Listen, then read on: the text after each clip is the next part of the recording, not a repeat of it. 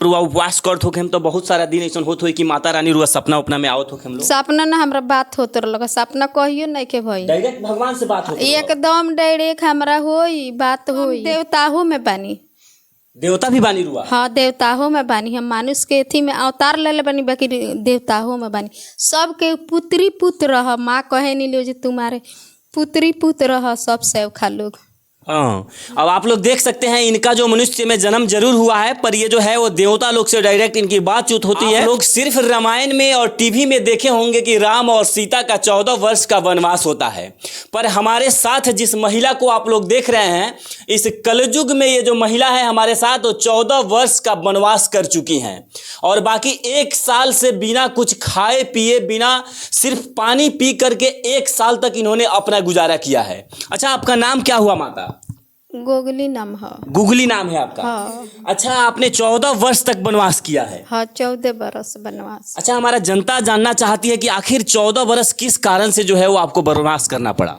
यही माई के चलते 14 बरस वनवास बनी। थोड़ा कैमरामैन से कहेंगे कि हम पास में ला करके इनका दिखा दीजिए। यही जो है वो माता है जिसके कारण ये 14 वर्ष का वनवास किए हैं। अच्छा, इस पत्थर में ऐसा क्या दिखा आपको कि आपने 14 वर्ष तक वनवास कर लिया? मालो क्या मालो कहले वालो 14 बरस अन्न दाना ना खाई दहल। माता बोली हुई है कि 14 वर्ष अन्न दाना नहीं खाना है?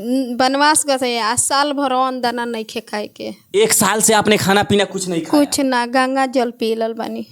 अच्छा, एक बात बताइए, आप सिर्फ गंगा जल पी करके 1 साल तक रह गए। इंसान जो है 5 दिन अगर खाना ना खाए तो वो मर जाता है।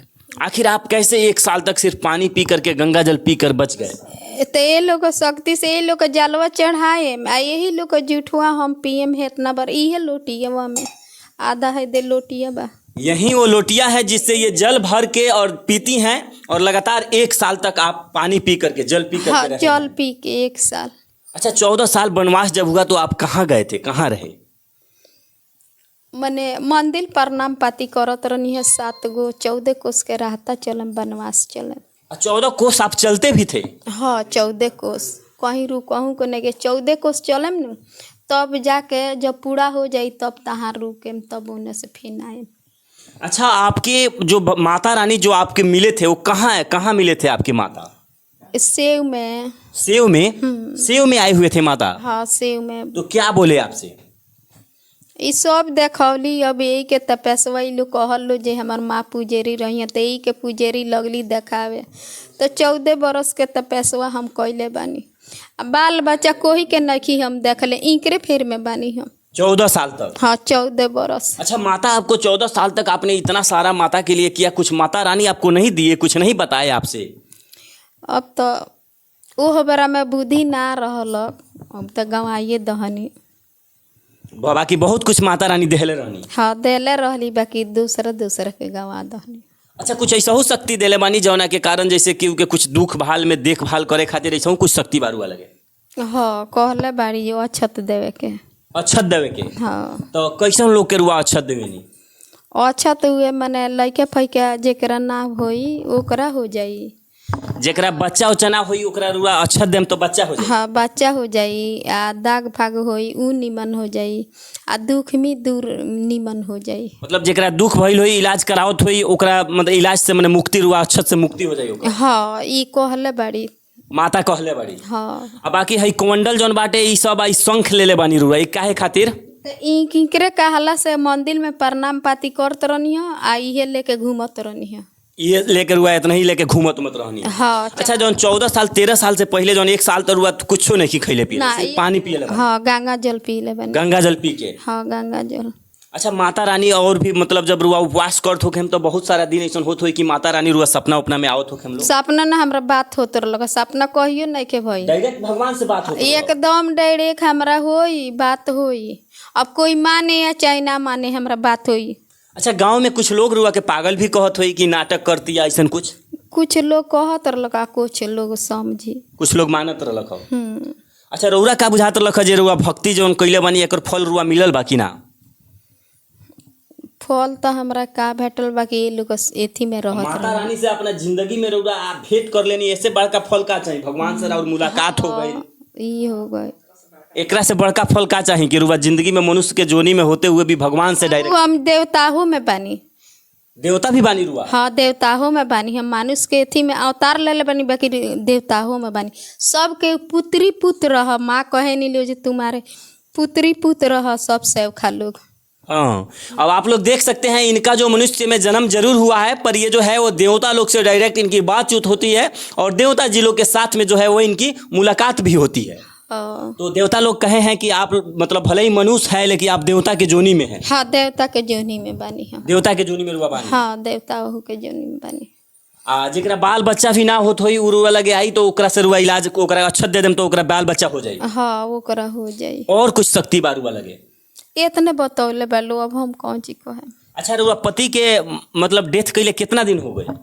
6 महीना मुहला के बाद में दुर्गा जी आइल बड़ी। जब राउर पति देव 6 महीना मरले हो गए ओकरा बाद में रुआ लगे इलु माता है नहीं। हाँ 6 तो महीना का कहनी माता ओइनी एथी पर ओइनी एथी बाघ पर एथी पर आइल बानी रंथ पर, हकीकत में ओइनी रंथ पर। का कहनी रुआ से? हमरा से कुछ ना कहलो, ताकल लो, हम गोड़ लगनी। पहले रंथ पर ली, रंथ पर से डोली पर भली, डोली पर से बाघ पर भली, गोड़ लगले बानी। मांगले कुछ नहीं कि ना गोड़ छनले बानी।